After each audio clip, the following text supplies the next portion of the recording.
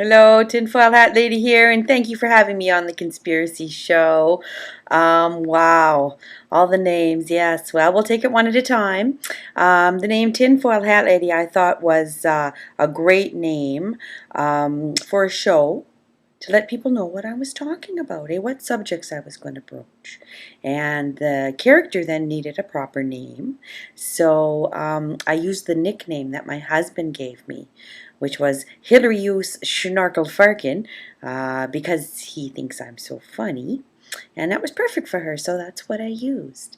And my real human name is Beata Van Burkham.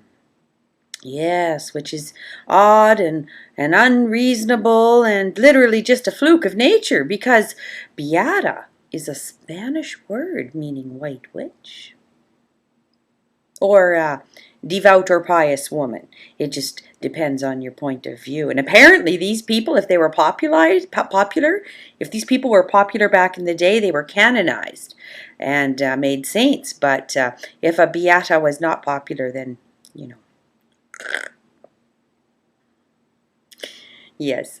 Well, currently I am deployed to this particular space-time reality in order to help the residents expand their consciousness, yes, and to increase our collective ability to solve problems and to remember or understand that we humans are bundles of immense creative energy. We are divine. We are very powerful. And I just feel that at this time humans really need a cheerleader. We are put down so much. And so that's why I'm here, to be a cheerleader for humans. Humans, yes you can. I'm your fan. If you can't do it, no one can. Or humans, I'm your fan. If you can't do it, no one can. Yay, humans! I do mini cheers for humans. Oh, yes. Well, I guess I want to make people laugh till they cry. Laugh till they cry and then take action.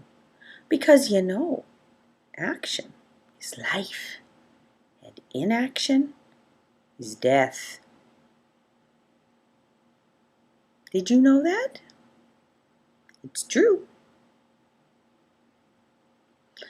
Oh, Postcards from the Other Side of the Apocalypse is a very fun little animated short, and I helped in the casting and in some of the script work, and I did the voice for the Bionic Girl, and my friend Tim Tyler, who was the cameraman on the Subversive Lecture of Tinfoil Hat Lady, had much to do with that, and he got me into that.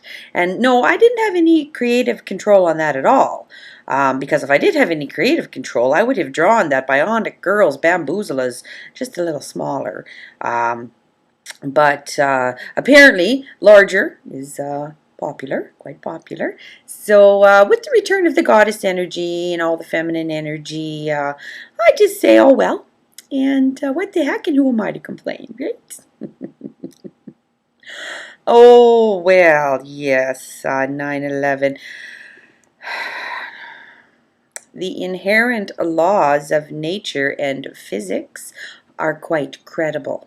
And the buildings turning to dust and falling at free fall speed without resistance, it proves the story that we were offered was false. And I'm very sorry about that, but that's the truth. So also, I just want to say that nothing, sweet Enola gay people, nothing should have been able to hit the Pentagon. So it is a lie, and I suggest you Google Project Northwoods, because we cannot do it all for you. No, we can't. No, we can't. Who can use Google? You can. Yes, you can.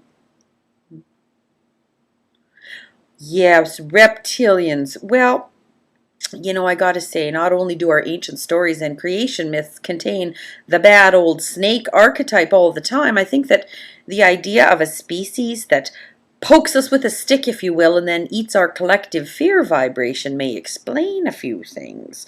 Oh yes, things like why we're kept in a limited fear-based frequency range. We're only allowed, a very small frequency range of behaviors.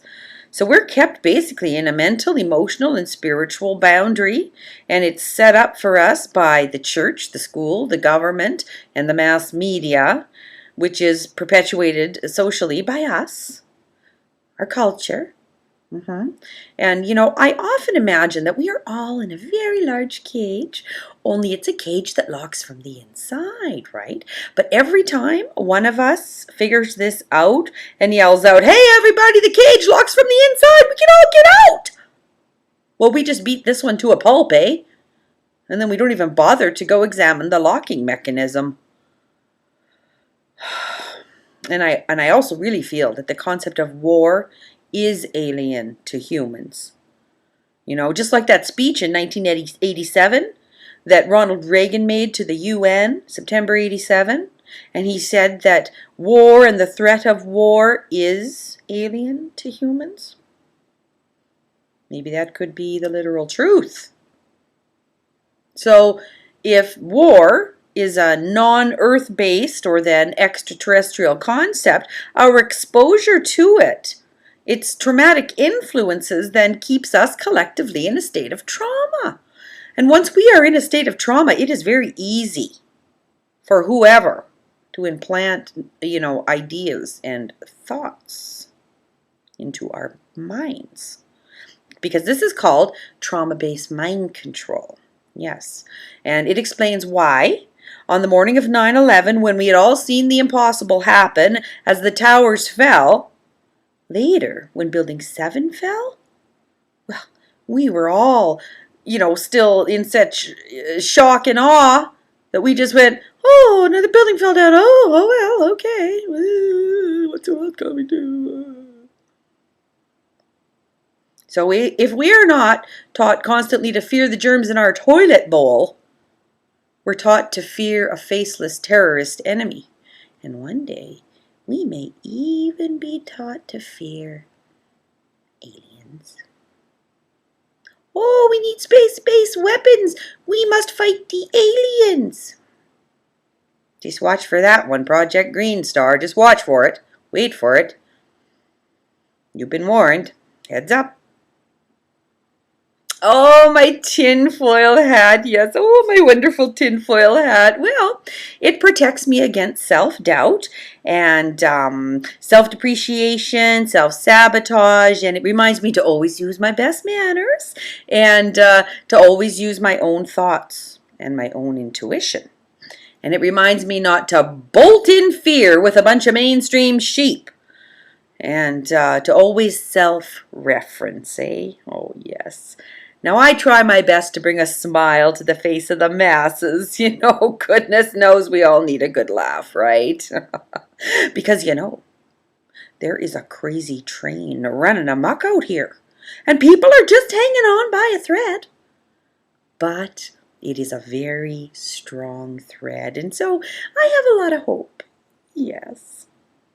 Now, thank you very much for having me on your program. And I want you all to keep thinking, and I want you all to stay subversive. And remember, I love you.